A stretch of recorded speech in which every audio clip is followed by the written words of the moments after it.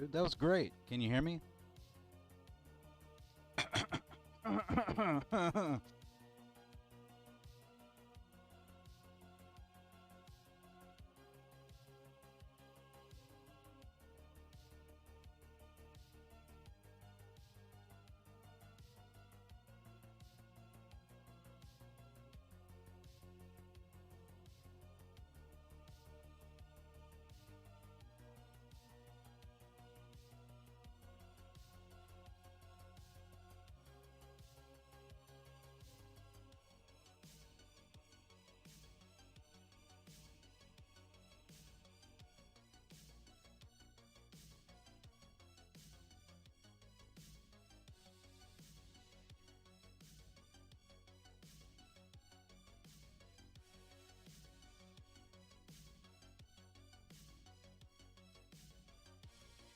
Hello. Hello, can you... Seems... Is it too loud? Maybe it's too loud. Or is it?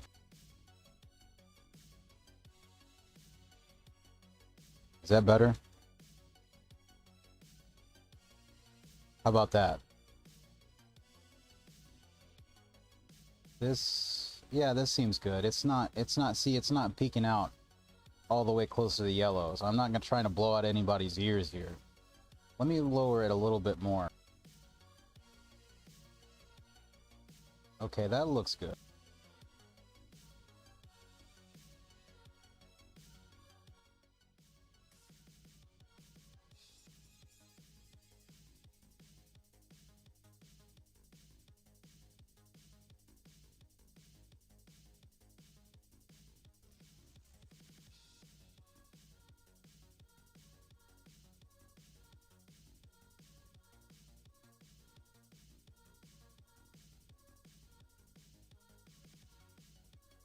I better go put away what's left of my food. I'll be back in just a moment and get ready to get this started.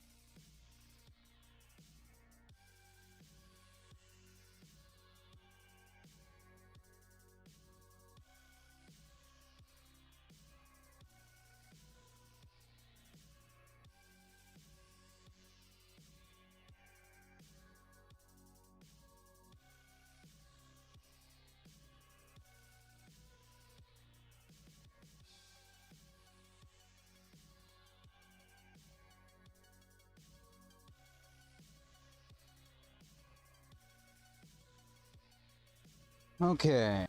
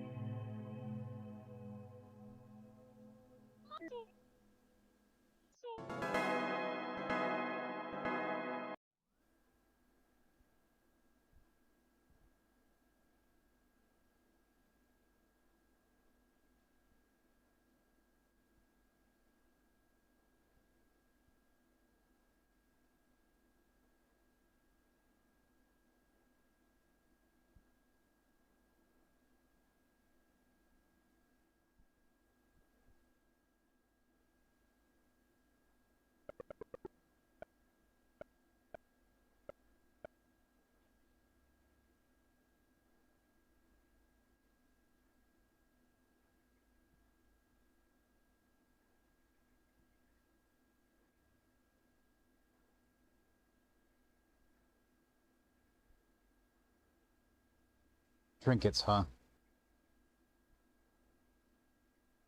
Sounds legit.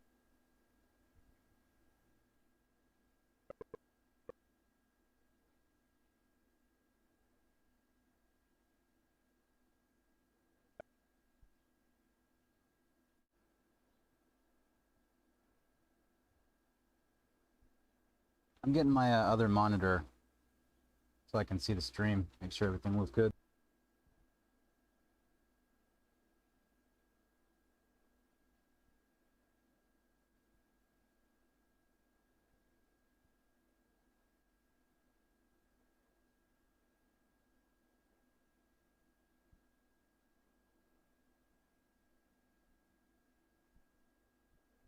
You know, I do have this book that I was gonna read some stuff from, and I might still tonight. We'll see. We'll just see how I feel.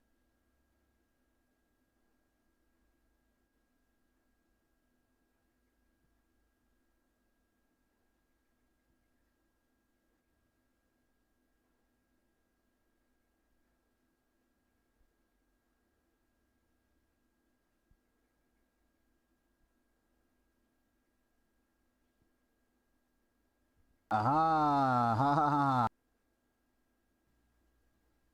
My voice annoys me, but who cares?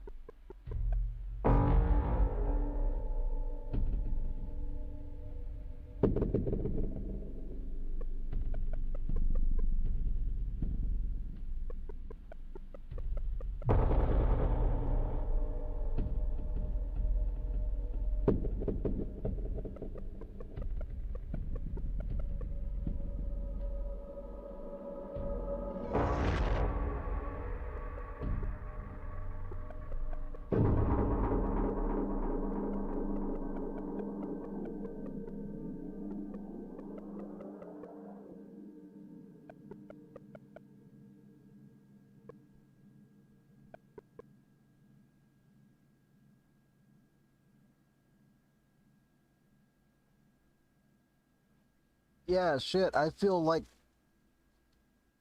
man, my eyes are getting nice and heavy. Like, you know what? I could just go to sleep right now.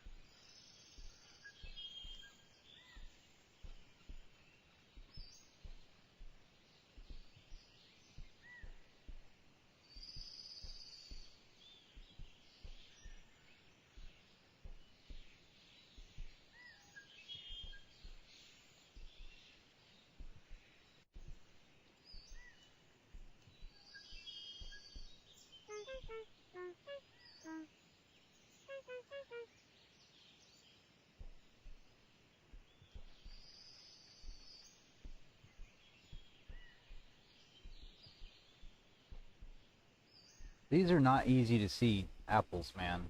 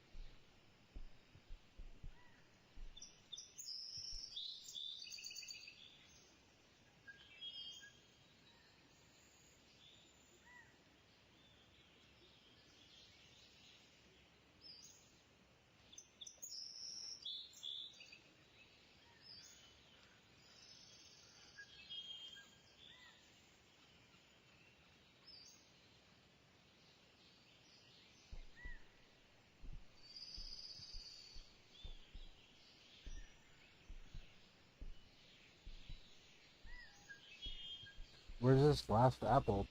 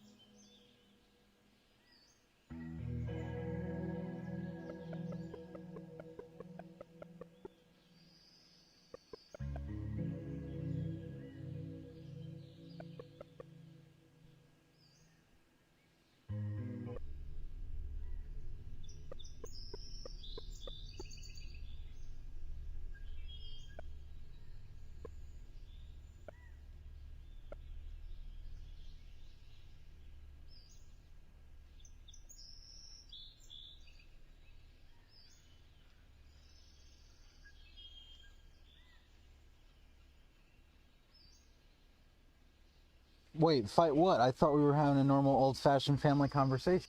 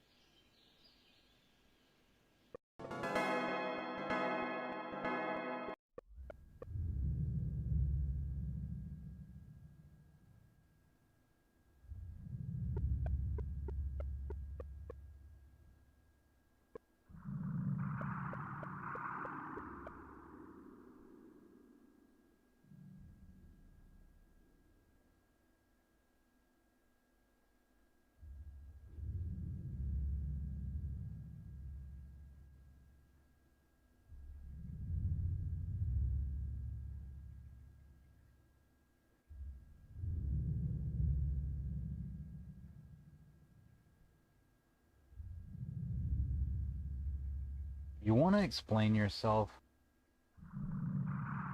Grab that towel right there.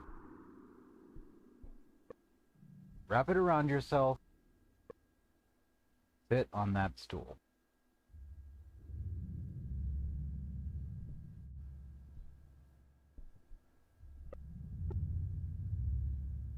What are you doing?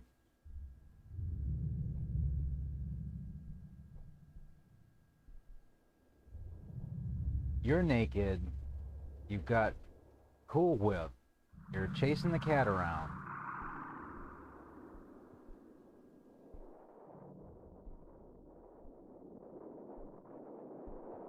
What is going on in your mind?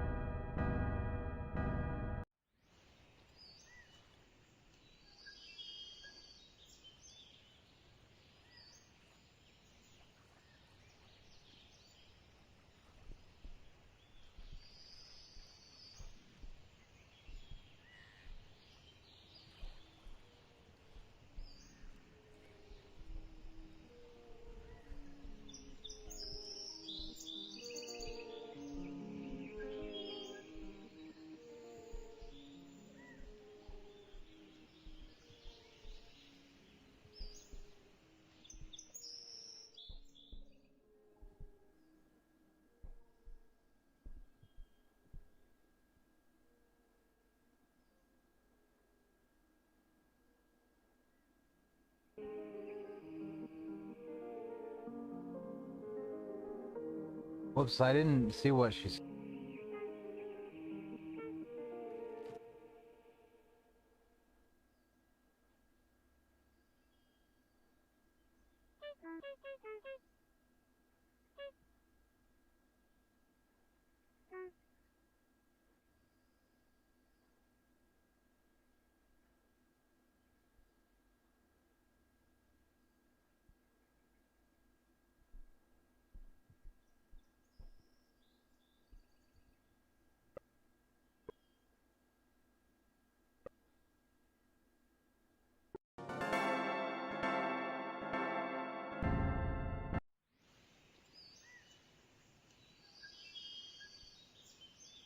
Mother, sister, stay right here. Mother, sister, stay right here. Mother, sister, stay right here. Right here.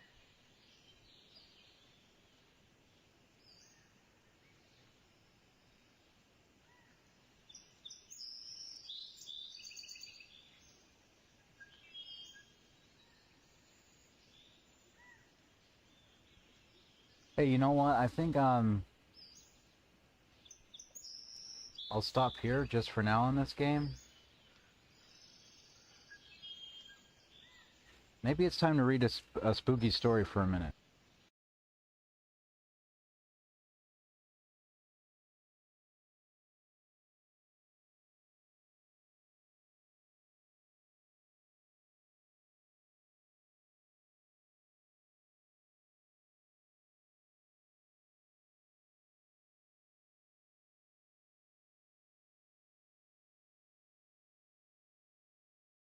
Listen, I don't know what you guys are talking about, um, Mark Rosenkrantz and Enema Lampshade, but I don't agree with you posting links in my fucking thing, in my stream.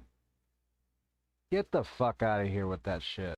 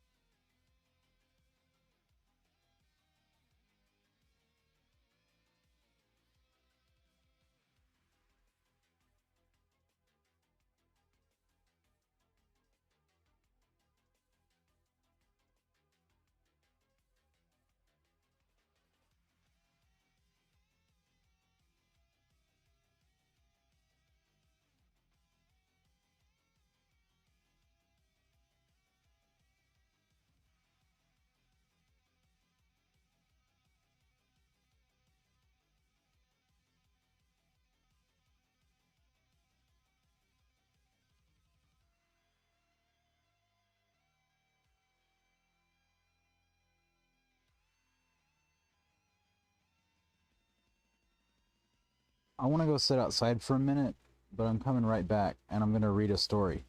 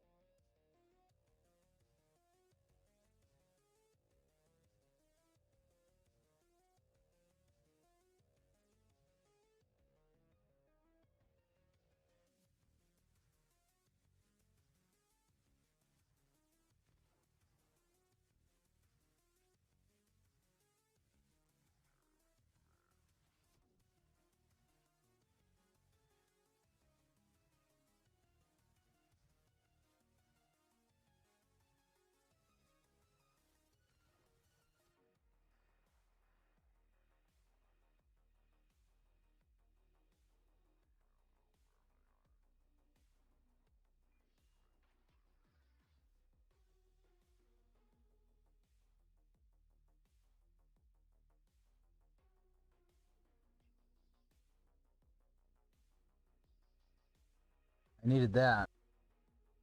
Just some fresh air for a minute, you know what I'm saying. Okay, let's get ready to get spooky here, man.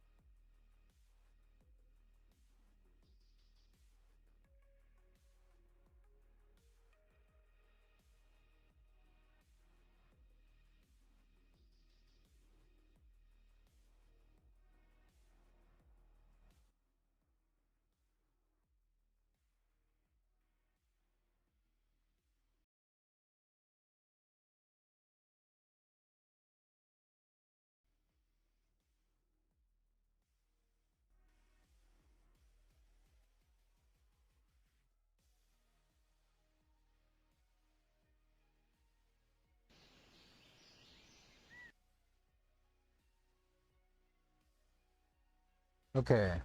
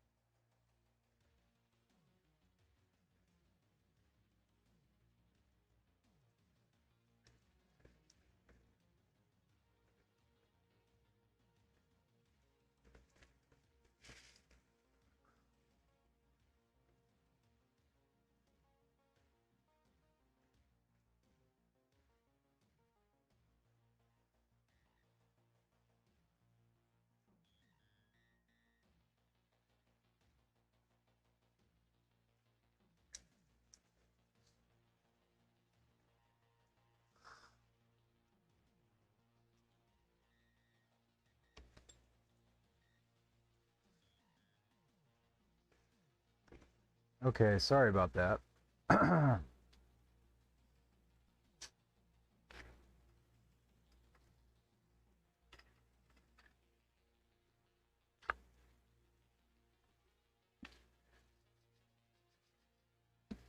Dust off the old the old tome here. This is Hans Holzer's Haunted America.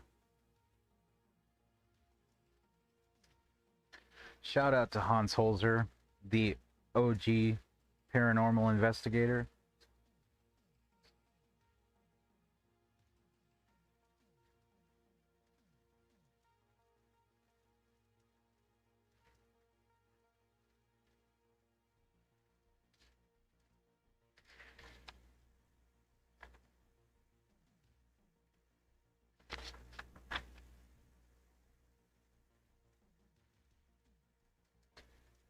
What state?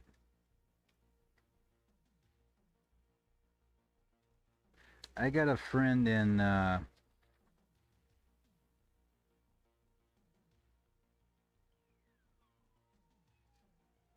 all of a sudden, I see I can't remember.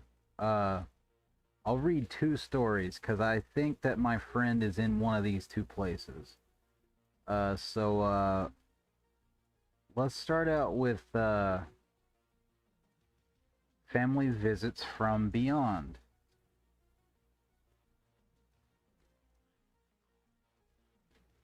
This is from South Carolina, page 387.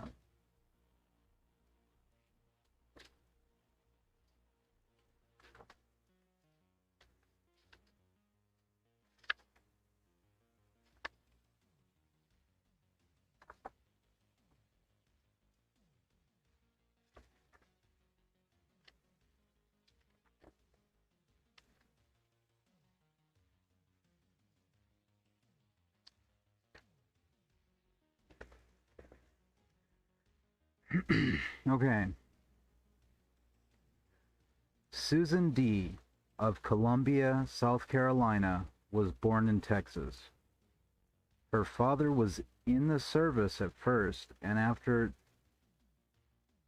the war her parents moved to South Carolina, where her father's family had lived for generations. Susan is the eldest of three sisters. They grew up in a small town in the upper section of the state and then moved to Columbia, where her father became the superintendent of a state boarding school for unusual students.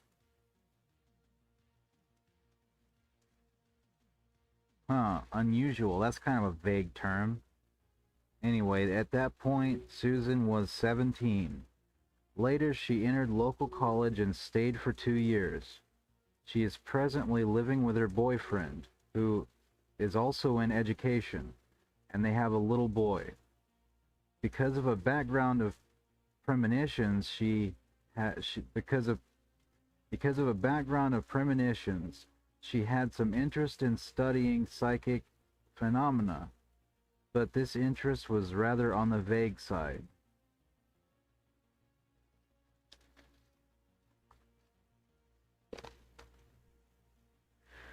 The first complete incident Susan can remember happened when she was just 12 years old. At that time, she had spent the night with her grandmother, also named Susan. During the night, the little girl dreamed her grandmother had died. She was awakened from her dream by her cousin Kenneth with the sad news that her grandmother had indeed died during the night. There has always been a close relationship between her and her father. There had always been a close relationship between her and her father. So when her father was taken to the hospital with a heart attack in 1967, she was naturally concerned. After a while, the doctors allowed him to return to his home life. But by the time her little boy was a year old in March of 1968, her father seemed completely well, and there was no thought of further illness on the family's mind. 2 days after they had all been together for the first birthday celebration of her little boy, she awoke in the middle of the night with an overpowering anxiety about her father's well-being. She became convinced that her father would leave them soon.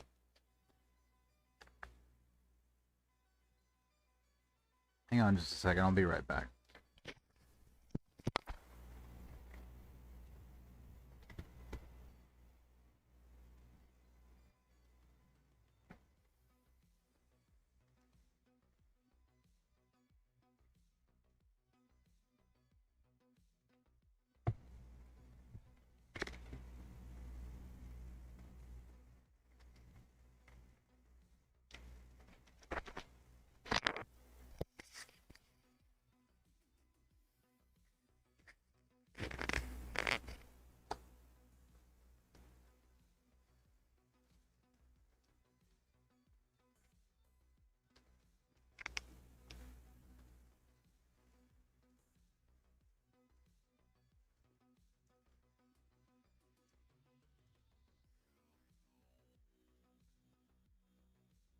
Hey,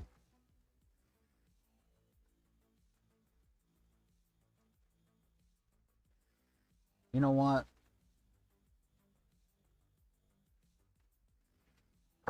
I'm back.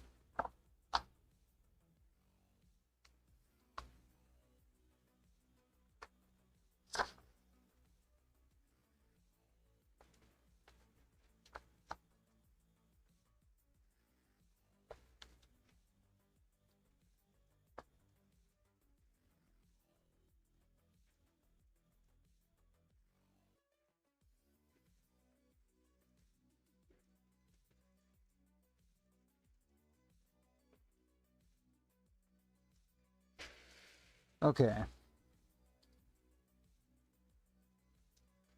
The next morning, she telephoned her sister and started to discuss her concern for her father.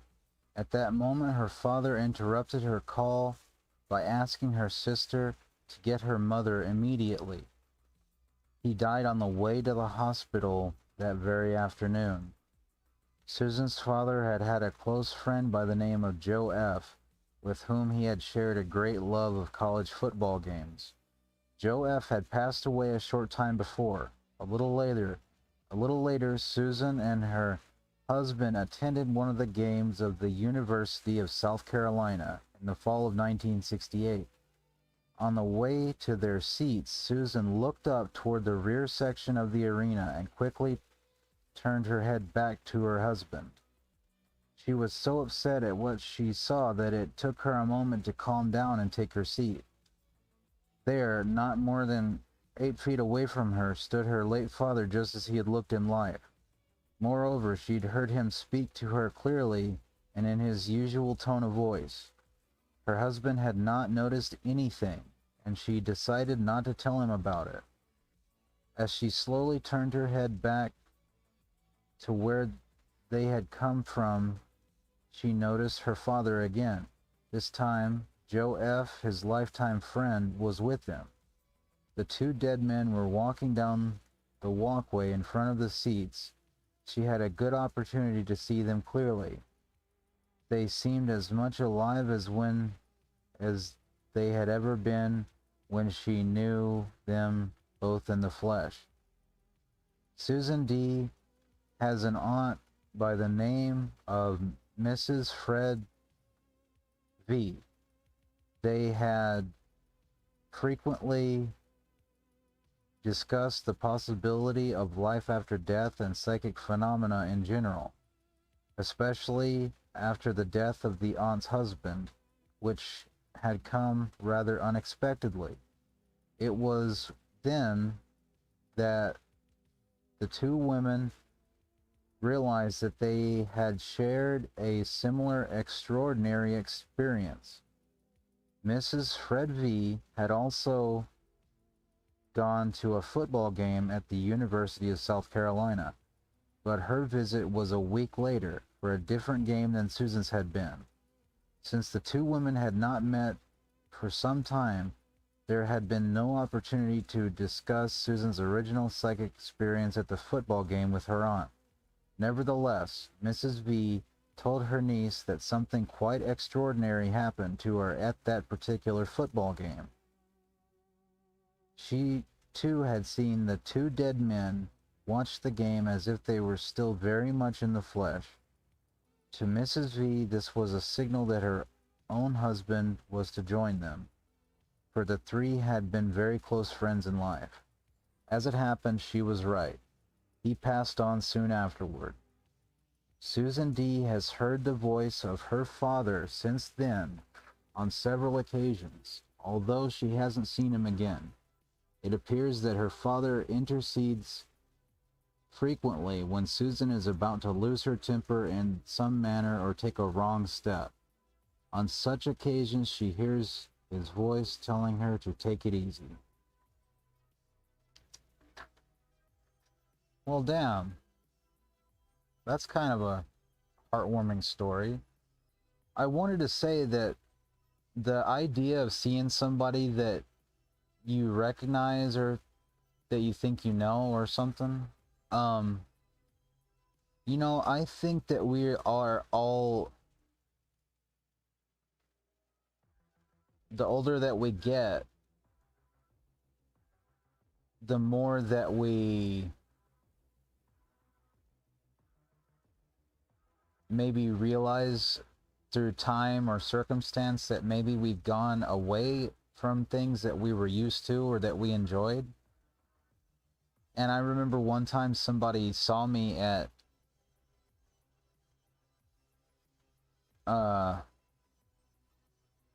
Walmart, and he like came up behind me and he was saying a totally different name, and so I didn't react to him. And he came up and he was an older guy, and he came up and he like touched my shoulder, and I knew he was talking to me, and I kind of like turned, and he like instantly, like you could see the warmth and the excitement kind of drain from his face, because he just realized he's talking to a stranger, right? And that's the thing, people are scared of strangers anymore, right? I don't know, man. He was like, "Oh, I'm sorry, I thought you were somebody else." And he just seemed so sad, man. He just seemed so depressed. And that kind of made me sad, man. And so I decided I'm not sad to have seen this guy. I'm like, "Hey, it's all right. Hey, have a good one." You know what I'm saying? I always try to be polite with people. I mean, we're all just trying to reach back to that time when we were with our friends. We could spend time with that person that we care about. I hope you did find your friend, dude.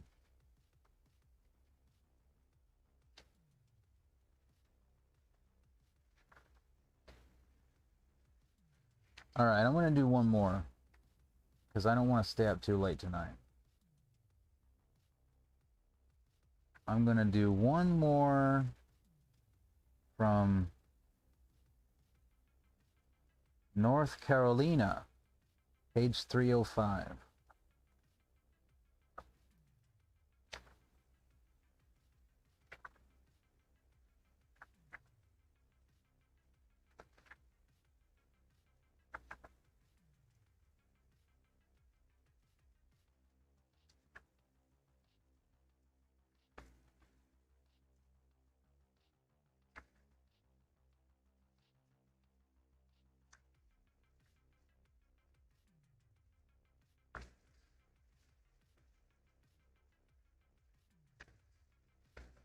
Damn, this one's kind of longer.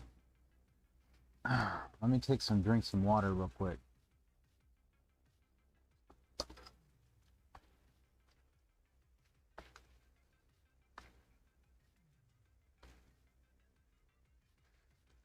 Dorothy B., a young Pennsylvanian woman in her early 30s, spent many years living with a maternal uncle and aunt in North Carolina. The house was a 200-year-old farmhouse, surrounded by a medium-sized farm. Her uncle and aunt were in their late 50s, but continued farming on a reduced scale since they lived alone. Their 2 children had long gone to the city. Dorothy was assigned a pleasant coroner room. That's really morbid. A pleasant corner room in the upper story of the house, and when she moved into it one April, she thought she had at last found a place where she could have peace and quiet. This was very necessary because she had just been through a nervous breakdown due to an unhappy love affair and had decided to withdraw from life in the city. Fortunately, she had saved up money so she could afford to live quietly by herself for at least a year. When her uncle heard of her predicament, he had offered the hospitality of the house in return for some light chores she could easily perform for him. The first night after her arrival at the farmhouse, Dorothy slept soundly, probably due to the long journey and the emotional release of entering a new phase of her life. But the following night, she remembers this clearly because there was a full moon that night. Dorothy went to bed around 10 p.m., feeling very relaxed and hopeful for the future. The conversation at the dinner table had been about art and poetry, two subjects very dear to Dorothy's heart. Nothing about the house or its background had been mentioned by her uncle and aunt, nor had there been any discussion of psychic phenomena. The latter subject was not exactly alien to Dorothy, for she had had a number of ESP experiences over the years, mainly precognitive in nature and not particularly startling. She extinguished the lights and started to drift off to sleep. Suddenly her attention was focused on a low-level noise, seemingly emanating from below the ceiling. It sounded as if someone were tapping on the wall. At first, Dorothy assumed that the pipes were acting up, but then she remembered that it was the middle of the spring and the heat was not on.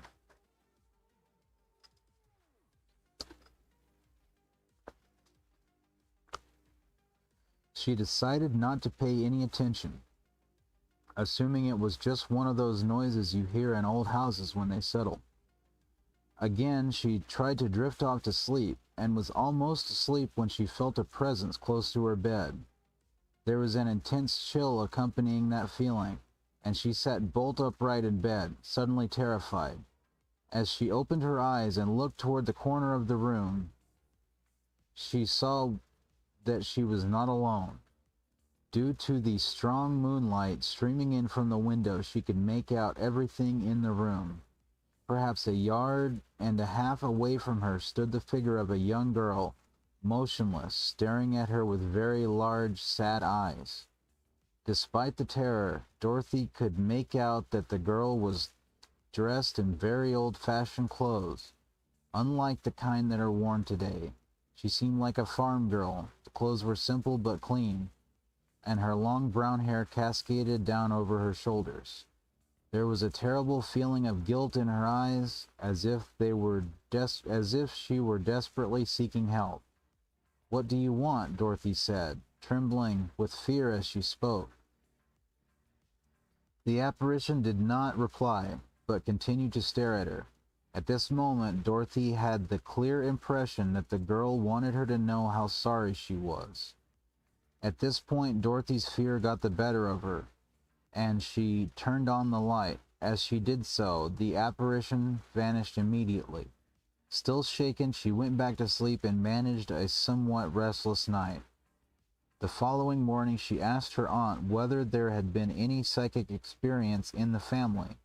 In particular, whether anyone had seen or heard anything unusual in the house. Her aunt gave her a strange look and shook her head. Either there hadn't been anything, or she didn't care to discuss it. Dorothy, as the newcomer, did not feel like pressing her point, so she changed the subject.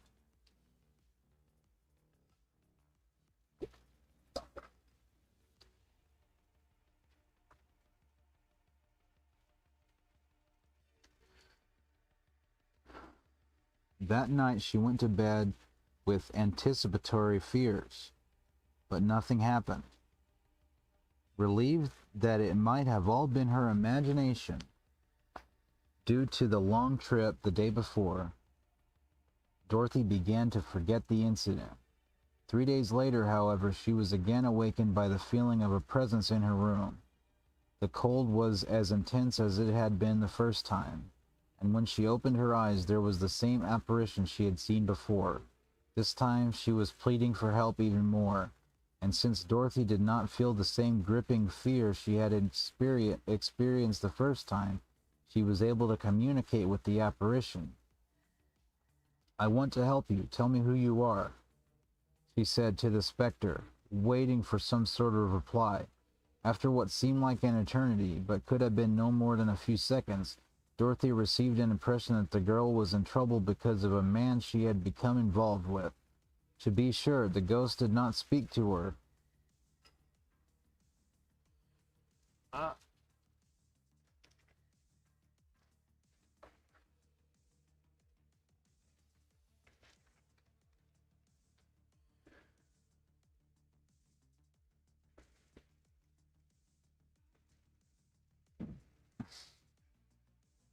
Okay, sorry.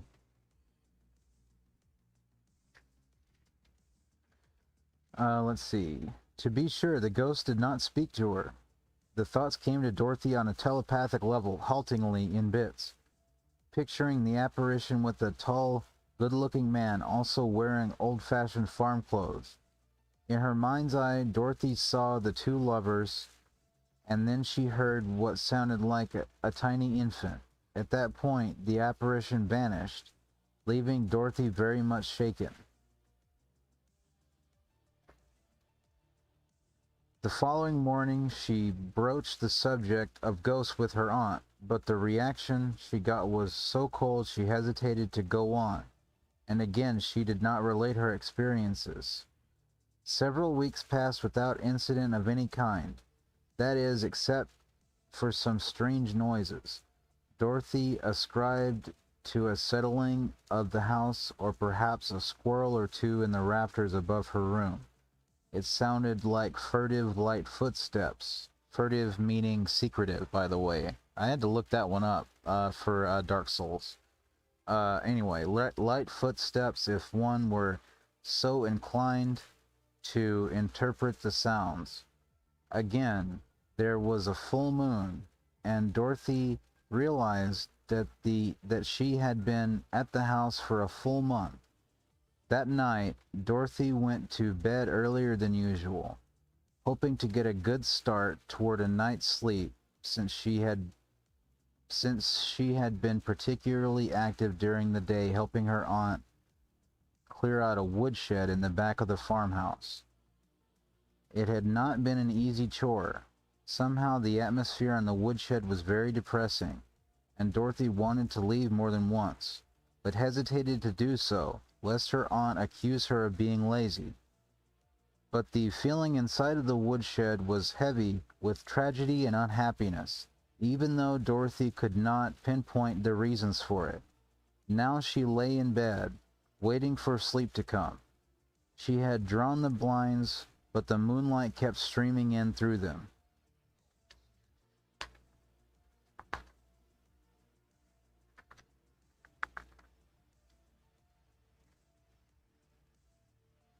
Bathing the room in a sort of semi-darkness that allowed Dorothy to see everything in the room in good detail. After a few minutes, she became aware of an intense chill toward the left side of her bed. She realized she was not about to drift into peaceful sleep after all, and prepared herself for what she knew would be her nocturnal visitor. In a moment, there was the pale-looking girl again, this time standing by the window as if she did not dare come near Dorothy. Very well, Dorothy thought. Let's get to the bottom of this.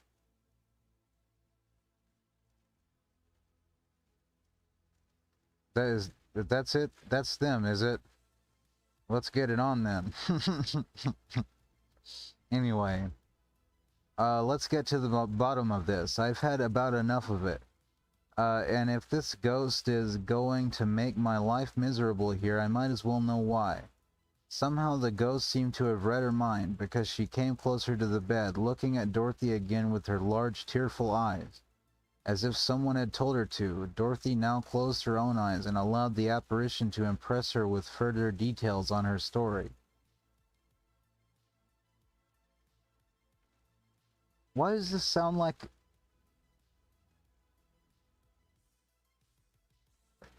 anyway... Let's see.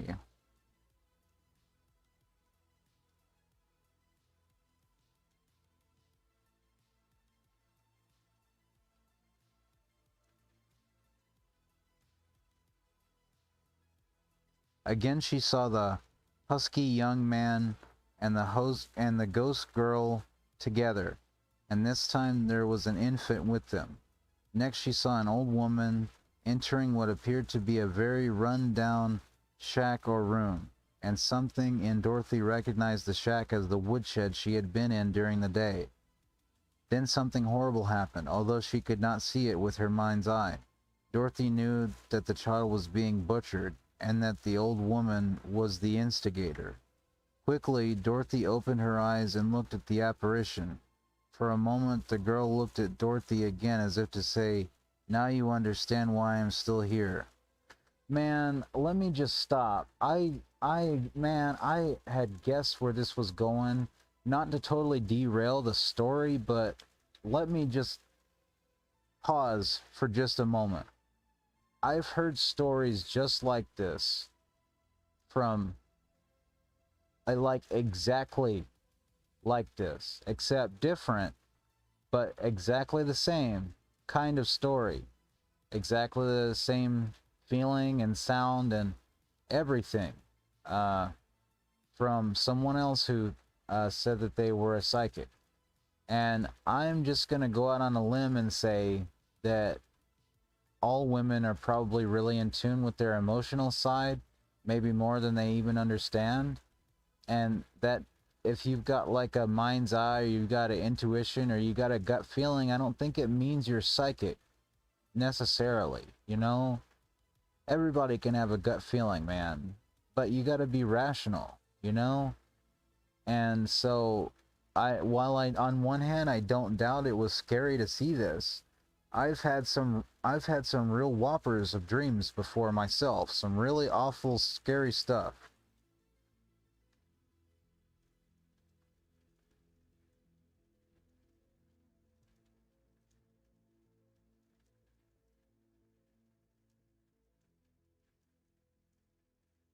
I was just thinking about one of them. It's really too disturbing for me to even. I might bring it back. I don't want to delve into that too deep when I'm tired already. Okay, let's see. But then the ghost faded into the woodwork. Somehow Dorothy was able to sleep peacefully that night, as if a burden had been lifted from her. The following morning she told her aunt everything that had happened from the first day on. This time her aunt did not interrupt her, but listened in stony silence as Dorothy recounted the ghostly experiences. Finally, she said, "I wish you had been left in peace.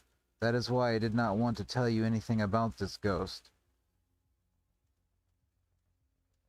She explained that a young girl named Anne, who had been working for them a number of years prior to Dorothy's arrival, had also slept in the same room. She too had seen the apparition, although she was unable to understand the reasons for the ghostly encounter. A few years after taking over the farm, Dorothy's uncle had stumbled across an unmarked grave in the back of the woodshed. It was clear to him that it was a grave, even though the headstone had been partially destroyed by time and weather. Oh shit, well hey, if it's a grave, you better fucking dig it up right away. Let's see what he does.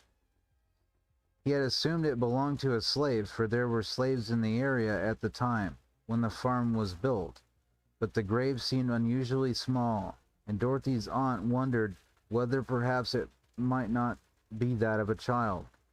As she said this, Dorothy felt a distinct chill and received the clear impression that her aunt had hit on something connected with her ghost. On the spur of the moment, the two women went to the spot where the grave had been discovered. It was barely discernible amid the surrounding rocks and earth, but eventually they located it. Dorothy fetched some flowers from the house and placed them upon what must have been the headstone at one time. Then she fashioned a crude cross from wooden sticks and placed them in the center. This done, she said a simple prayer, hoping that the soul of whoever was underneath the stones would find an easy passage into the world beyond. When Dorothy went to bed that night, she had a sense of relief at having done something constructive about her ghost. She half expected the ghostly girl to appear again, but nothing happened that night, or the following night, or any night thereafter. And eventually Dorothy left the farmhouse to go back to the city about a year later. That's kind of weird. Hey, at least they didn't dig up the grave, you know? Hey, let's find out if this is a grave. We better dig it up. You know what I'm saying? Oh man, that people actually did that in multiple different families did that in an episode of Unsolved Mysteries. It's the most ridiculous thing I've ever heard of. But anyway, I think that seems like a good time to stop. Um,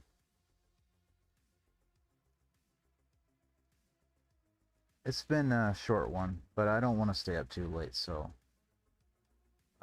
thanks to anybody who watched this anyway, and take care.